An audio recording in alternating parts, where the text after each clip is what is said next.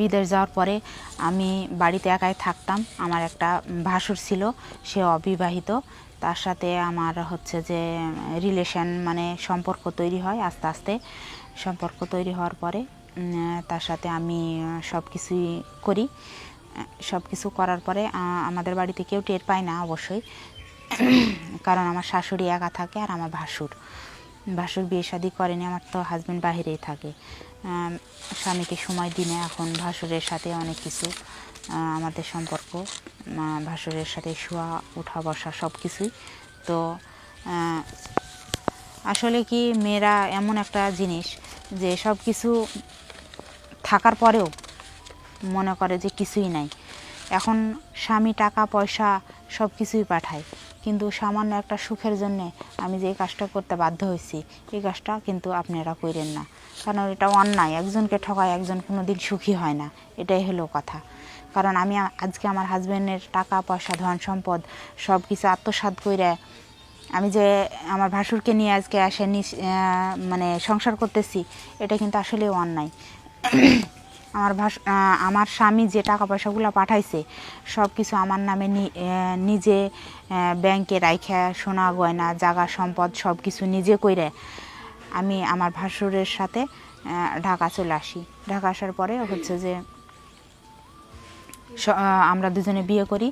বিয়ে করার পরে আমরা সংসার করি। আসসালামু আলাইকুম, কেমন আছেন? আশা করি সবাই ভালো আছেন, আমিও ভালো আছি। আমার কিছু লাইফের কথা নিয়ে আপনাদের সামনে আসলাম। আমি একজন বিবাহিত মেয়ে, আমার 2টা বাচ্চা আছে। আমার হাজব্যান্ড বাইরে থাকে, বাইরে সে ভালো টাকা ইনকাম করে। আমাকে সে সব টাকা পয়সা দেয়, সোনা গয়না সব কিছুই দেয়।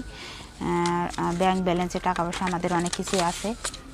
আমার অ্যাকাউন্টে সব টাকা পয়সা পাঠায়, আমরা সুখী দম্পতি। কিন্তু আসলে কি, আমি একটা মেয়ে মানুষ, সেজন্যই বলতেছি। আমাকে এত টাকা পয়সা সব কিছু দেয়, কিন্তু আসলে স্বামীর সুখটা পায় না দেখে আজ আমি এই পথে। তো কি বলবো বোন, আমার মতো কেউ এ ভুল কাজটা করো না। স্বামী বিদেশে থাকলে কি হয়েছে, স্বামীকে নিয়েই সুখে শান্তিতে থাইকো, এটাই সবার কাছে দোয়া করব। কারণ আমার মতো ভুল যে করবে সে জীবনে মনে করো যে তার কিছুই নাই, সব কিছুই শেষ। তো আমি আমার কথা বলি। আমার হাজব্যান্ড বিদেশ যাওয়ার পরে আমি বাড়িতে একাই থাকতাম। আমার একটা ভাসুর ছিল, সে অবিবাহিত।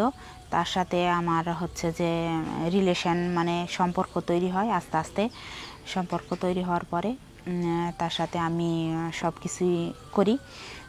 সব কিছু করার পরে আমাদের বাড়িতে কেউ টের পায় না অবশ্যই, কারণ আমার শাশুড়ি একা থাকে আর আমার ভাসুর বিয়ে শাদী করেনি। আমার তো হাজব্যান্ড বাহিরেই থাকে, স্বামীকে সময় দিনে। এখন ভাসুরের সাথে অনেক কিছু আমাদের সম্পর্ক, ভাসুরের সাথে শোয়া ওঠা বসা সব কিছুই।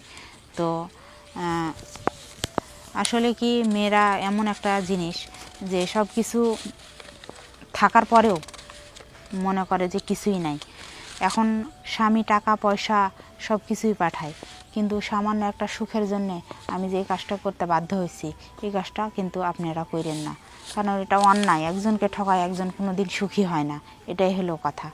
কারণ আমি আজকে আমার হাজব্যান্ডের টাকা পয়সা ধন সম্পদ সব কিছু আত্মসাৎ করে আমি যে আমার ভাসুরকে নিয়ে আজকে মানে সংসার করতেছি, এটা কিন্তু আসলে অন্যায়। আমার স্বামী যে টাকা পয়সাগুলো পাঠাইছে সব কিছু আমার নামে নিজে ব্যাংকে রাইখা, সোনা গয়না জাগা সম্পদ সব কিছু নিজে কইরে আমি আমার ভাসুরের সাথে ঢাকা চলে আসি। ঢাকা আসার পরে হচ্ছে যে আমরা দুজনে বিয়ে করি। বিয়ে করার পরে আমরা সংসার করি। সংসারের পরে আমার ভাসুর একটা কারখানাতে কাজ করে। যা টাকা পয়সা ছিল সবগুলা বসে বসে মানে খাওয়া দাওয়া করে শেষ করে দিছে। শেষ করার পরে এখন হচ্ছে যে আমাকে অনেক অত্যাচার করে, মারধর করে, টাকা পয়সা সব শেষ।